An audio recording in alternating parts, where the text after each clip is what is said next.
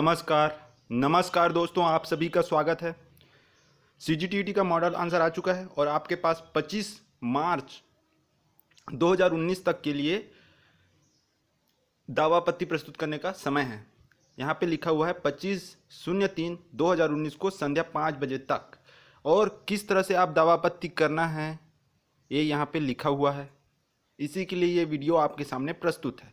यहाँ पे लिखा हुआ है कि आपको नीचे जो दिया गया प्रारूप है, फॉर्मेट है, उसी फॉर्मेट में आपको दावापत्ति प्रस्तुत करना है।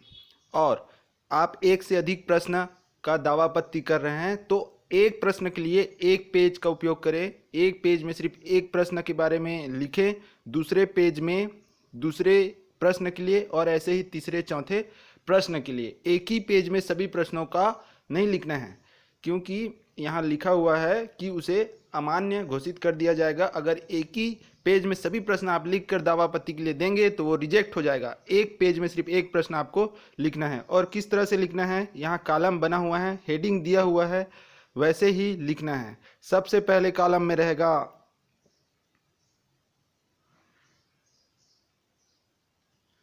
दावाकर्ता का रोल नंबर। ऐसे ही आपको एक सादा कागज लेना है। अच्छा रहेगा कि ब्लैंक पेपर लें, बिना लाइन वाला। सबसे पहले कॉलम इस तरह से बना लें आप। ये देखिए इस तरह से ये जो कॉलम बना हुआ है, ये पूरा यहाँ से पूरा यहाँ तक कितने खंड हैं आप देख सकते हैं। कितने खंड हैं, 1 2 3 4 5 6 7 और 8 कॉलम रहेंगे। और वहाँ पे आपको यहाँ जिस तरह से दिया है बिल्कुल वैसे ही लिखना है। दूसरी तरह से लिखने पर वो अमान्य हो सकता है। सबसे पहले कॉलम में रहेगा दावाकर्ता का रोल नंबर, उसके बाद दावाकर्ता का नाम, उसके बाद परीक्षा का नाम एवं प्रश्न पत्र का सेट एवं विषय इसलिए क्योंकि पेपर 2 में 2 अलग अलग विषय हैं, इसलिए यहाँ पे विषय भी लिखना है। लेकिन पेपर 1 के लिए विषय लिखने की ज़रूरत नहीं रहेगी, सिर्फ परीक्षा का नाम और प्रश्न पत्र का सेट। उसके बाद प्रश्न क्रमांक, जिसकी आप दावापत्ति प्रस्तुत कर रहे हैं उस प्रश्न का क्रमांक, मॉडल आंसर में दिया गया उत्तर, जो उत्तर मॉडल आंसर में दिया है। उसके बाद आपने जो उत्तर टिक किया था या जो उत्तर आपने गोला किया था वो, और उसके बाद दावाकर्ता के द्वारा अपने उत्तर के लिए स्पष्ट एवं पूर्ण कारण वहाँ पर लिखना है आपको। और कुछ प्रमाण आप प्रस्तुत कर रहे हैं तो वो प्रमाण उस पेज के साथ संलग्न करना है।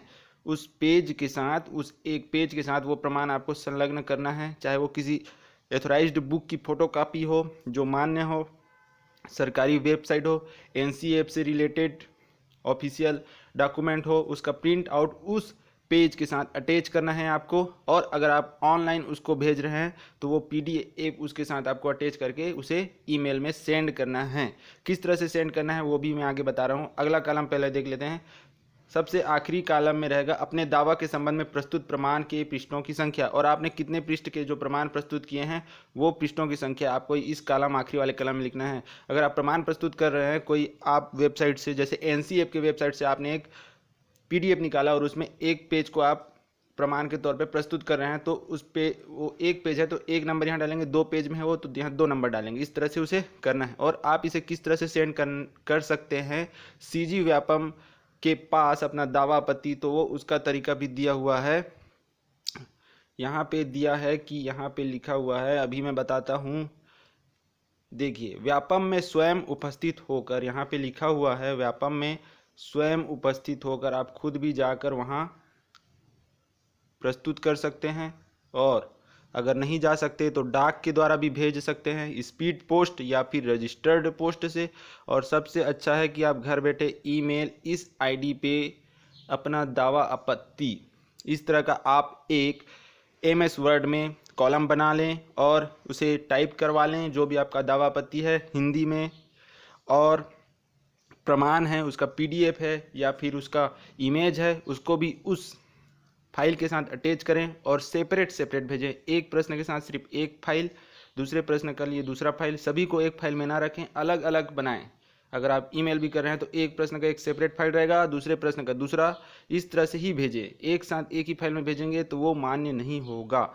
तो इस तरह से आपको अपना दावापत्ति प्रस्तुत करना है 25 मार्च 2019 5 बजे तक। तो आप इस तरह से कर सकते हैं। धन्यवाद।